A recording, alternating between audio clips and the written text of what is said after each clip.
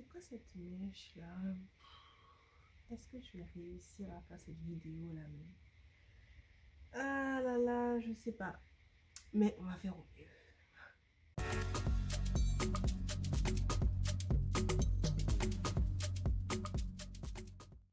Hello hello gars, j'espère que vous allez bien. Je suis grave contente de vous retrouver aujourd'hui pour cette nouvelle vidéo. Vidéo qui sera hyper particulière, hyper spéciale. Je n'ai jamais fait ce type de vidéo là sur ma chaîne. C'est la première fois, je pensais même pas un jour faire une vidéo comme ça. Mais je me suis dit pourquoi pas. Et je me suis aussi dit que j'avais réellement envie qu'il y ait une vidéo sur ma chaîne qui parle de ce sujet.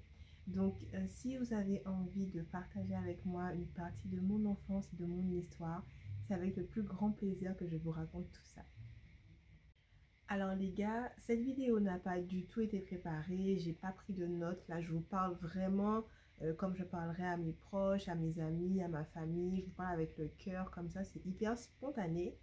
Et voilà, je suis même pas maquillée, je suis même pas coiffée. Bref, je me suis juste posée et j'avais juste envie de parler un petit peu avec vous. Donc avant de plonger dans mon histoire à proprement dite, je voulais discuter un petit peu avec vous et vous expliquer qu'est-ce qui a fait qu'aujourd'hui j'ai décidé de vous parler de mon histoire. En fait, j'ai eu un début d'année 2022 assez particulier. Après les vlogmas, j'avais pour idée de vous poster 8 looks de costumes de carnaval. Donc, j'ai déjà posté un premier look qui est sur la chaîne. Et en fait, après ça, je suis tombée malade. Je pense que vous voyez de quoi je parle. Donc voilà, je suis tombée malade. Donc pendant 3 jours, c'était un peu compliqué. Et après, je me suis fait retester. Donc là, je suis négative, mais j'ai encore beaucoup de symptômes. J'ai encore de temps en temps la fièvre, je tousse beaucoup, j'ai mal à la gorge, le nez qui coule. Bref, je vous passe les détails, mais voici mon état actuel. Donc, comme vous l'avez compris, j'étais bien malade. Donc, par rapport aux vidéos, je pense que je vous ferai un costume par mois. De toute façon, ça, c'est pas important. Ce n'est pas le sujet de la vidéo. Donc, l'événement qui a fait que j'ai réellement voulu vous raconter mon histoire, c'est que le 10 janvier, j'ai appris le décès de ma grand-mère. Donc, quand je me suis réveillée le matin, j'ai vu 5 appels manqués de ma soeur. Donc, j'avais déjà plus ou moins compris ce qui se passait. Donc du coup, elle avait 95 ans, donc elle a eu une longue et belle vie. C'est une personne qui était très très très douce et qui n'était pas spécialement malade. En fait, elle est partie parce qu'elle était âgée, parce qu'elle était fatiguée, elle s'est endormie et elle est partie durant son sommeil tout simplement. Alors, ce que je vais dire va paraître hyper bizarre, je sais, mais en fait, une partie de moi s'y attendait tout simplement parce que j'appelais régulièrement pour avoir des nouvelles et à chaque fois, on me disait que de plus en plus, elle était fatiguée, donc je savais que inévitablement, ce jour allait arriver. Mais quand je l'ai appris, j'étais pas prête. J'étais absolument pas prête. On n'est jamais prêt, je pense, à ce genre de nouvelles, donc j'étais pas prête du tout. Et ce qui a été le plus dur, c'est de me dire que je n'ai pas pu aller la voir une dernière fois, être avec ma famille à ce moment-là, tout simplement parce que la veille de sa mort, j'ai eu les premiers symptômes du Covid. Et le jour où j'ai appris sa mort, je me suis fait tester et j'étais malade quand j'avais le Covid. Donc impossible pour moi de voyager ou autre. Donc j'ai dû vivre ça assez loin et c'était dur parce que c'est une personne qui a toujours été là pour moi. Justement, parmi tous les petits-enfants, alors je ne dirais pas que je suis celle qui était la plus proche d'elle parce que c'est hyper subjectif, on est proche des gens à sa façon, vous voyez, ça dépend. Il y a des personnes qui ont besoin de s'appeler tous les jours pour être proches, d'autres qui peuvent rester des mois sans s'appeler, mais le lien entre eux est toujours le même. Donc je ne peux pas dire que j'étais celle qui était le plus proche d'elle, mais en tout cas, je suis celle qui a vécu le plus avec elle. J'ai vécu à peu près une dizaine d'années avec elle. Et justement, c'est pour ça que j'ai voulu vous raconter mon histoire. Vous allez comprendre du coup pourquoi est-ce que j'ai vécu autant avec elle. Alors les gars, j'ai une idée. Ce qu'on va faire, c'est que là, je vais vous parler un petit peu de mon enfance. Et après, j'ai plein de photos de moi quand j'étais enfant. Donc, je vais vous les mettre là et on va réagir ensemble dessus. Donc, vous me direz en commentaire ce que vous en pensez. Et moi, je réagirai aux photos.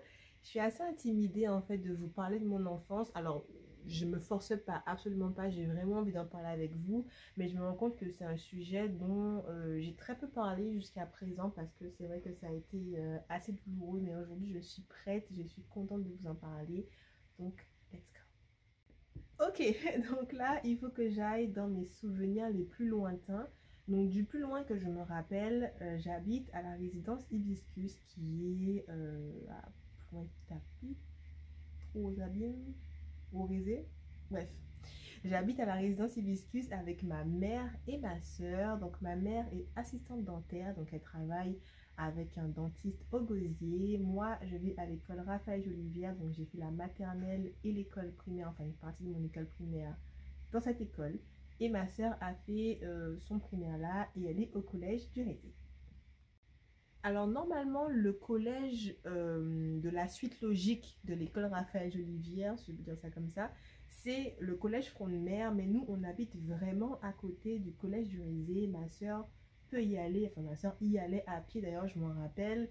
Elle avait un uniforme, c'était un t-shirt gris avec écrit collège du Rézé dessus. Et elle y allait en fait avec des copines, en fait c'était nos voisines qui avaient le même âge qu'elle, donc elles faisaient le chemin ensemble. Et je me rappelle que sur le balcon de chez moi, il y a un endroit où je pouvais la voir, donc je me mettais là et je lui faisais coucou quand elle passait avec ses copines. Et après elle continuait pour aller au collège. Tous les dimanches, ou presque, on va chez mon grand-père et ma grand-mère rejoindre mes tantes, mes oncles, mes cousins et cousines. Et chaque personne ramène quelque chose pour le grand déjeuner. Donc on déjeune tous ensemble sur une grande table sur la véranda de mon papy. Et après l'après-midi, parfois, mes cousins, cousines et moi, on faisait des chorégraphies. D'ailleurs, je me rappelle de deux, alors pas avec la chorégraphie, hein, mais deux chansons. C'était une, c'était Kassav, M'en aller. Et la deuxième, c'était Black or White de Michael Jackson. Bref, comme vous le voyez, c'était une enfance qui était assez tranquille. Alors, je vais faire une petite parenthèse pour parler de mon père, si je peux l'appeler comme ça. C'est une personne que je connais très peu. Je n'ai jamais vécu avec lui. Je n'ai jamais eu vraiment de relation père-fille avec lui. Quand j'étais beaucoup plus grande, on a commencé à se parler. Enfin, c'est une relation qui était en dents de scie. Vous voyez, on se parlait, on se parlait plus, on se parlait, on se parlait plus. Maintenant, on ne se parle plus et je pense que c'est mieux comme ça parce que bizarrement, à chaque fois qu'on se reparlait, j'avais des attentes euh, qui étaient, je pense, normales hein, d'un enfant à son parent et à chaque fois, c'était des grosses déceptions. Donc, je pense qu'il est temps d'arrêter en fait avec cette relation toxique, sûrement pour lui aussi hein, d'ailleurs. Donc, voilà, parenthèse fermée. It's over. Du coup, au final, j'ai vécu une enfance assez normale, assez tranquille, hein, j'ai envie de dire, jusqu'à l'année 1997, qui a été la pire année de toute ma vie, puisque cette année, j'ai perdu ma mère. Ma mère est décédée, du coup, ma vie a été complètement chamboulée. Évidemment, j'ai quitté la résidence Hibiscus, j'ai quitté mon école où j'avais tous mes amis. Et je me suis installée dans la maison de mes grands-parents. Et donc, j'ai été élevée par eux et par ma tante qui est devenue maintenant ma maman. Alors, je ne rentrerai pas dans les détails parce que ce n'est pas le but de la vidéo de toutes les façons. Mais je voulais quand même prendre 5 minutes pour dire à ma famille merci et leur dire que je suis reconnaissante pour tout ce qu'ils ont fait pour moi. Parce que, encore une fois, je sais que ça n'a pas été facile. Vous vous imaginez, mes grands-parents, ça faisait des années qu'ils n'avaient pas élevé d'enfants. Et là, j'arrive, j'ai 8 ans. Ils doivent élever une petite fille de 8 ans et puis même ma tante aussi, etc. Donc, ça a été assez compliqué pour tout le monde. Mais dans mon cœur, je sais que tout le monde a fait de son mieux. Et juste pour ça, je voulais vous dire merci. Alors du coup, il faut que je termine mon histoire. Donc je vous disais que j'ai changé d'école et que je suis arrivée à l'école Rouillard 3, je crois que c'est son nom, en tout cas chez les Verts.